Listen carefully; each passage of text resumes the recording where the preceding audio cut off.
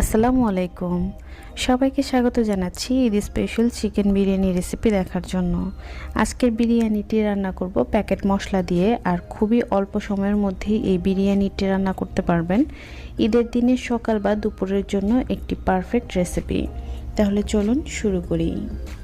বিরিয়ানিটি রান্না করার জন্য প্রথমে একটা প্যান গরম করে এর মধ্যে প্রায় 1 কাপ পরিমাণ সয়াবিন তেল দিয়ে দিয়েছি।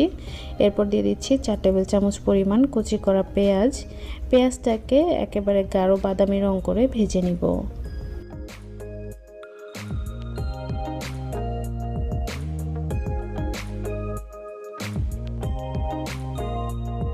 পেঁয়াজটা ভাজা হয়ে গিয়েছে। এর মধ্যে রসুন বাটা দিয়ে দিচ্ছি 2 টেবিল চামচ, আদা বাটা 2 টেবিল চামচ, চিলি সস দিয়ে দিচ্ছি 1 টেবিল চামচ, আর টমেটো সস দিয়ে দিচ্ছি 1 টেবিল চামচ। বাদাম বাটা দিয়ে দিচ্ছি এখানে